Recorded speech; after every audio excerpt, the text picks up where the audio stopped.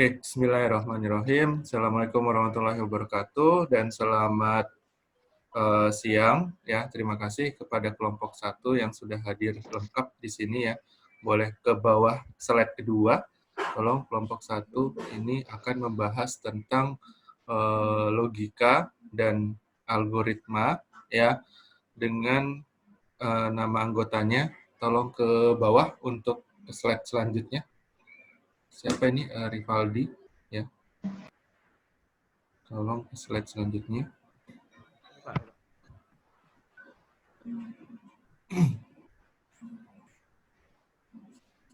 Ya, ada Roy Rewin, ada Brian, ada Michael, ada Hendy, ada Rivaldi, dan ada Samlia. Ya, oke, mereka akan membahas tentang logika dan algoritma di kuliah pemrograman komputer S1 Teknik Perminyakan di STM Balikpapan. Oke, untuk waktu dan tempat saya persilahkan, monggo silahkan siapa yang duluan pertama mempresentasikan. Oke, silakan. Langsung saya mulai saja ya Pak. Ya, silakan. Pertama, membahas tentang logika dan algoritma. Logika berasal dari bahasa Yunani, yaitu logos, yang berarti ilmu. Dapat diartikan bahwa logika itu ilmu yang mengajarkan cara berpikir untuk melakukan kegiatan dengan tujuan tertentu. Algoritma berasal dari nama seorang ilmuwan Arab yang bernama Abu Ja'far Muhammad ibnu Musa al-Khwarizmi, penulis buku berjudul Al-Jabar wal Muqabalah. Kata Al-Khwarizmi dibaca orang barat menjadi algoris, yang lambat laun menjadi algorit, diserap dalam bahasa Indonesia menjadi algoritma. Algoritma dapat diartikan sebagai urutan penyelesaian masalah yang disusun secara sistematis menggunakan bahasa yang logis untuk memecahkan suatu permasalahan. Nah, definisi algoritma. Ada beberapa pakar yang mendefinisikan algoritma. Yang pertama, Menurut Rinaldi Murni, algoritma adalah urutan langkah-langkah logis penyelesaian masalah yang disusun secara sistematis. Yang kedua, menurut Kamus Besar Bahasa Indonesia. Menurut Kamus Besar Bahasa Indonesia, algoritma adalah urutan logis pengembalian keputusan untuk pemecahan masalah. Yang ketiga, Tim Gunadarma 1988. Algoritma adalah suatu himpunan berhingga dari instruksi-instruksi yang secara jelas memperinci langkah-langkah proses pelaksanaan dalam pemecahan suatu masalah tertentu atau suatu kesalahan masalah tertentu, dengan dituntut pula bahwa himpunan instruksi tersebut dapat dilaksanakan secara mekanik. Contoh permasalahannya itu menukarkan isi gelas A yang berisi air teh dengan gelas B yang berisi air kopi. Yang langkah pertama diperlukan gelas tambahan yaitu gelas C. Langkah kedua, tuangkan isi gelas A ke dalam gelas C. Gelas A menjadi kosong. Langkah ketiga, tuangkan air kopi dari gelas B ke dalam gelas A. Gelas B menjadi kosong. Langkah terakhir, tuangkan air teh dari gelas C ke dalam gelas B. Nah, berikutnya, 5 ciri-ciri penting algoritma menurut Donald Ignat. Yang pertama, finiteness atau keterbatasan. Artinya, algoritma harus berakhir setelah mengerjakan sejumlah langkah-langkah proses. Yang kedua, definiteness atau kepastian. Artinya, setiap langkah harus didefinisikan secara tepat dan tidak berarti ganda. Yang ketiga, input atau masukan. Yang artinya, algoritma memiliki 0 atau lebih data masukan atau input. Yang keempat, output atau keluaran. Artinya, algoritma mempunyai 0 atau lebih hasil keluaran atau output. Efektivitas atau efektivitas, algoritma harus sangat efektif dan langkah-langkah algoritma dikerjakan dalam waktu yang wajar. Sifat-sifat algoritma yang pertama, tidak menggunakan simbol atau sintaks dari suatu bahasa pemrograman tertentu. Yang kedua, tidak tergantung pada suatu bahasa pemrograman tertentu. Yang ketiga, Notasi-notasinya dapat digunakan untuk seluruh bahasa manapun. Yang keempat, algoritma dapat digunakan untuk mempresentasikan suatu urutan kejadian secara logis dan dapat diterapkan di semua kejadian sehari-hari. Nah, 3 struktur dasar algoritma. Yang pertama, runtunan. Yang kedua, pemilihan. Yang ketiga, pengulangan. Runtunan artinya sebuah instruksi dilaksanakan setelah instruksi sebelumnya selesai dikerjakan. Yang kedua, pemilihan. Pemilihan adalah instruksi yang dikerjakan dengan kondisi tertentu, di mana kondisi ini memiliki syarat yang bernilai benar atau salah. Yang ketiga, pengulangan. Pengulangan merupakan kegiatan mengerjakan sebuah atau sejumlah aksi yang sama sebanyak jumlah yang ditentukan atau sesuai kondisi yang diinginkan. Selanjutnya akan dilanjutkan oleh teman saya.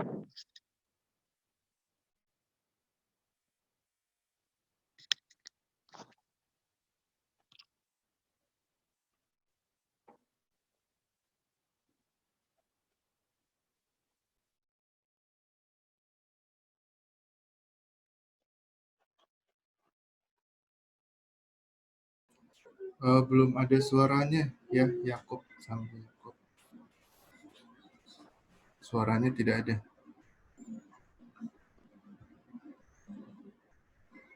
Sudah ada, Pak. Ya, oke.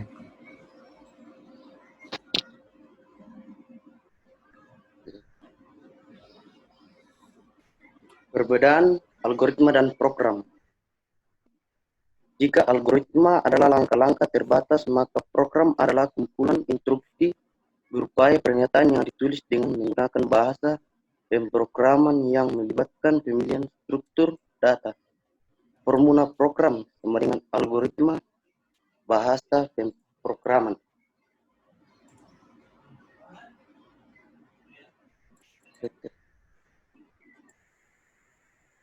Notasi penulisan algoritma. Notasi penulisan algoritma adalah dasar yang mesti diketahui oleh setiap orang yang membangun suatu program, karena dalam notasi algoritma itu terdapat kerangka-kerangka suatu program yang akan dibangun.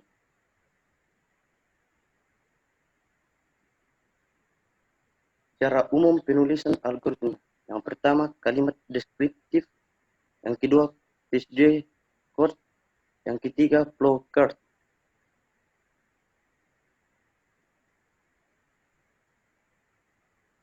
Struktur data dalam algoritma. Dalam istilah ilmu komputer, struktur data adalah cara penyimpanan, penyusunan, dan pengaturan data di dalam media penyimpanan komputer sehingga data tersebut dapat digunakan secara efisien.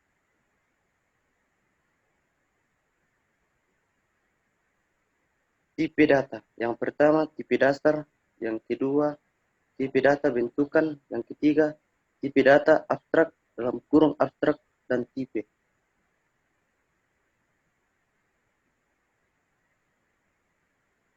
Konstanta dan variabel. Konstanta dan variabel adalah suatu pengenal dalam kurung identifier yang digunakan untuk mewakili suatu nilai tertentu di dalam proses program.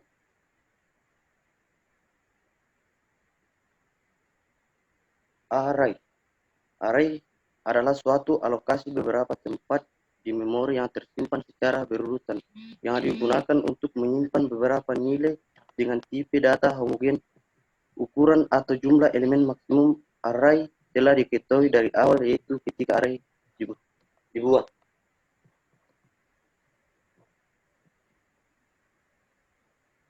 Stack. Secara bahasa, stack berarti tumpakan. Jika dikaitkan dengan struktur data, stack berarti sekumpulan data, strukturnya menyerupai tumpukan. Stack yang diberi nama sebagai identifikasi konsep penyimpanan data. Stack menganut sistem yang tertarik masuk sebagai yang pertama keluar, kurung last in first out left. Cara mengatasi stack dengan melakukan operasi dasar pada stack, yaitu operasi push dan pop. Ya, saya berikan pada lanjutannya.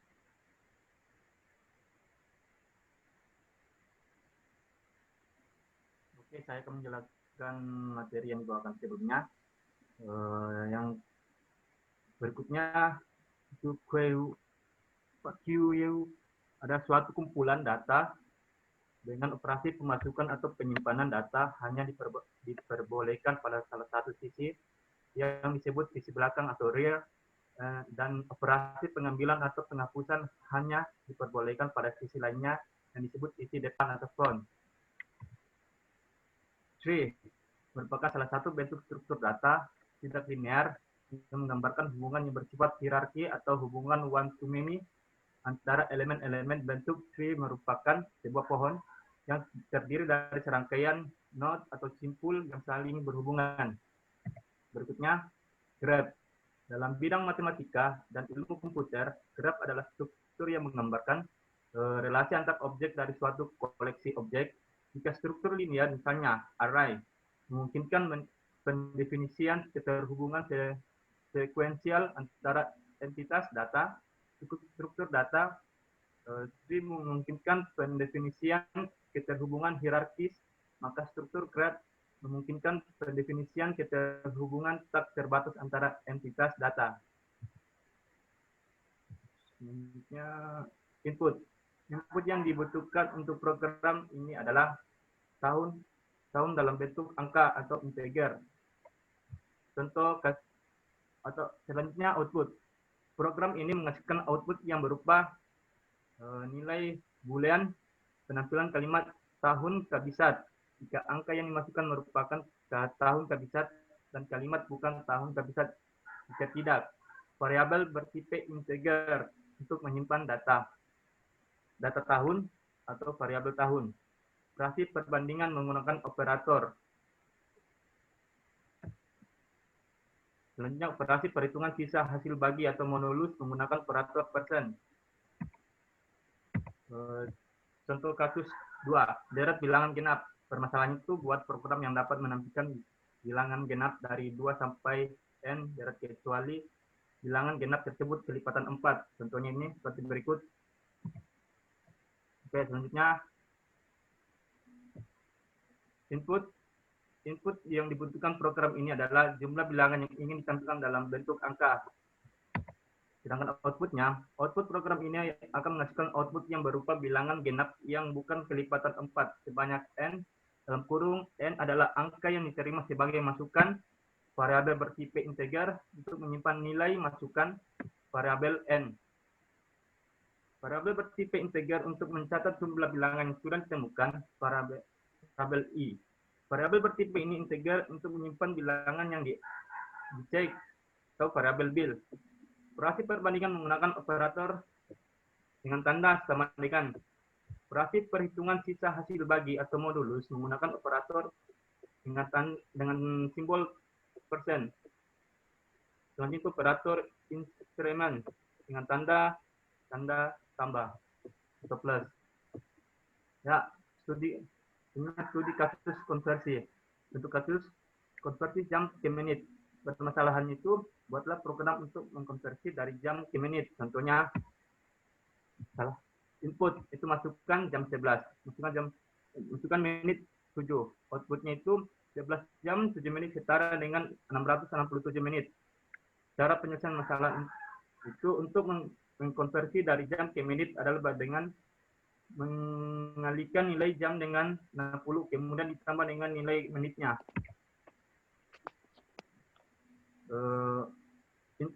Inputnya itu input yang dibutuhkan untuk program ini adalah jam dalam bentuk angka atau integer, menit dalam bentuk angka integer. Output program ini akan menghasilkan output yang berupa jumlah menit dalam bentuk angka, variabel bertipe integer untuk menyimpan data jam atau variabel jam. Variabel bertipe integer untuk menyimpan data menit, variabel bertipe integer untuk menyimpan data hasil atau variabel hasil 6. Operasi penjumlahan menggunakan operator dengan tanda plus. Operasi perkalian menggunakan operator dengan tanda bintang di atasnya itu. Oke, mungkin sekian dari materi yang kami sempat bawakan. Atas perhatian teman-teman kami mengucapkan terima kasih.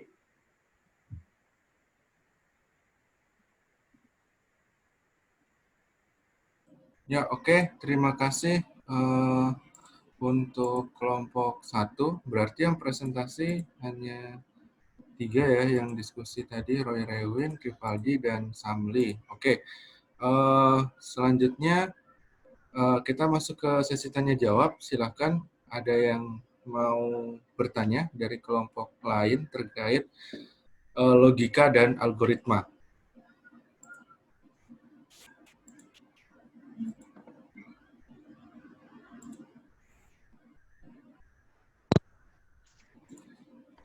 Silahkan, ada yang bertanya langsung dinyalakan mikrofon dan diaktifkan videonya.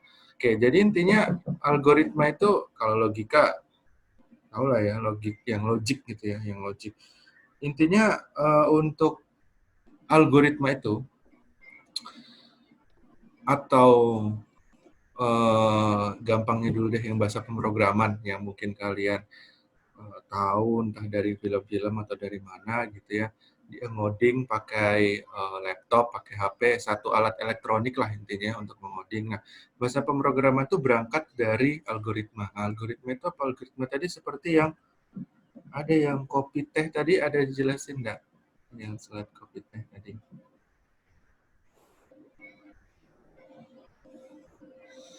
Kayaknya tadi ada dijelaskan tentang yang kopi teh di atas, kayaknya ke atas. Ya, jadi masalah kopi teh itu ada dua buah gelas ya, dua buah gelas, satu yang berisikan kopi, satu yang berisikan teh. Ya, gimana caranya supaya isinya tertukar? Jadi isinya itu teh tapi gelasnya kopi, ya, isinya kopi tapi gelasnya teh, gimana caranya? Nah, di sini ada, nah itu gelas A ya, gelas A itu teh, gelas B itu kopi, ya berarti ada gelas A dan gelas B. Dia mau ditukar nih, gimana caranya? Nah itu ada penyelesaiannya. Satu, berarti ada gelas tambahan, dia perlu gelas tambahannya itu gelas C. Gelas C untuk apa namanya? Untuk supaya tempat mampirnya, tempat transitnya gitu ya. Perlu gitu. Karena ini mau ditumpah harus ada tempat kosong nih. Nah, ada gelas C namanya. Nah, berarti diperlukannya tambahan gelas C. Oke, berarti gelas A tuang dulu ke gelas C, gelas A-nya kosong. Habis itu gelas B isinya dituang lagi ke gelas A, baru gelas C ke gelas A. Gelas B. Maka isinya udah tertukar. Ya, sebanyak 3 kegiatan, 4 lah sama. Yang pertama itu kan di persiapan untuk gelas. Nah, itu adalah satu algoritma. Ya, 1, 2, 3, 4 itu adalah satu algoritma. Atau mungkin yang kalian sering kenal itu adalah SOP ya, satuan operasional ya. Satuan operasional itu misal mau menyalakan TV, ya pertama dicolok dulu, terus yang kedua cari remote-nya, misalnya kalau harus pakai remote gitu ya. Atau bisa juga langsung dinyalakan di TV-nya, sudah nyala, pilih channel yang mau dimainkan gitu, selesai ya. Nah, itu adalah satu prosedur, itu adalah satu algoritma ya. Itu namanya adalah algoritma. Nah, algoritma berangkat lagi, tadi bahasa pemrograman berangkat dari algoritma. Algoritma berangkat lagi dari kehidupan kesehari-hari ya. Jadi intinya bahasa pemrograman itu kalau saya simpulkan adalah kegiatan kita sehari-hari, prosedur kita sehari-hari yang didigitalkan, yang diotomatiskan dengan cara didigitalkan, ya, dicoding sedemikian rupa sehingga tercapai tujuan kita secara otomatis tanpa kita melakukannya, misalnya seperti itu ya. Contoh yang paling nyata adalah nilai di STT Migas contoh ya. Kalau nilai A itu 80 sampai 100, kalau nilai B itu 67 sampai 79 dan seterusnya. Nah, buat tabel nilai A berapa, nilai B berapa, nilai C berapa dan seterusnya sampai nilai E. Nah, itu ada dalam satu black box ya, dalam satu black box. Nah, masuk nih input. Tadi kan ada penjelasan juga di bawah ya, input. Input masuk, input variabel X. Nah, variabel X ini adalah nilai yang kalian dapatkan. Ya, misal kalian dapatkan 70, masuk ke dalam satu black box ini. Oh, outputnya adalah B. bukan berarti outputnya adalah 70. Enggak. Tergantung, makanya kita buat programnya itu seperti apa. Ya, bisa jadi kita buat nilai di bawah 70 tidak lulus, nilai di atas 70 lulus. Nah, berarti masuk nih. Masuk nilai 75, variabel X, ke dalam satu black box. Maka outputnya adalah 75 atau berapa atau angka? Bukan. Outputnya adalah lulus. Ketika nilai yang masuk variabel X adalah 40, ketika keluar statusnya adalah tidak lulus. Ya, seperti itu. Jadi, merubah satu variabel ke variabel lain, sama seperti besaran fisika, ya. Jadi, transducer kalau tidak salah. Jadi, mengukur apa, tapi melewati energi lain, ya. Jadi, transfer energi, bukan transfer, sorry, konversi energi, ya, kalau di fisika. Nah, kalau di bahasa pemrograman, yaitu ini black box-nya apa, ini kita yang buat sendiri, gitu. Terus nanti masuk satu variabel, namanya variabel X, ini bebas variabelnya, gitu ya, ini bahasa baru, variabel X ya, bebas masuk variabelnya, 20, ketika dia masuk 20 ke sini, maka diproses oleh black box itu, diproses oleh bahasa pemrograman yang sudah kita buat, diproses, sehingga keluar E, gitu ya.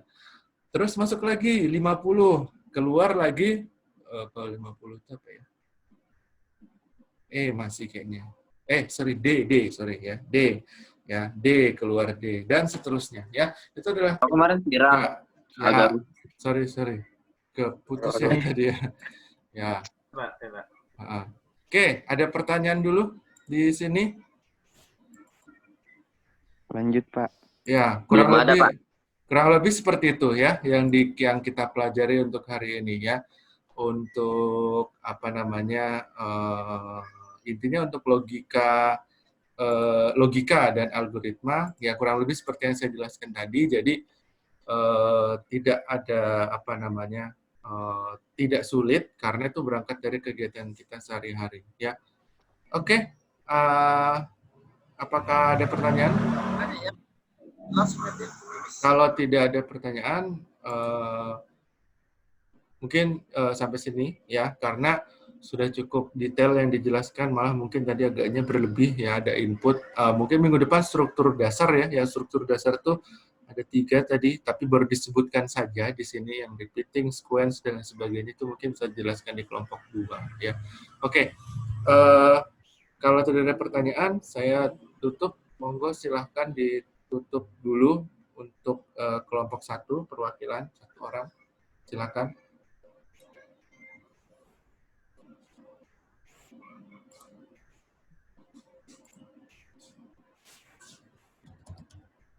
Oke, terima Hendy kasih, Pak. tutup. Ada suara saya.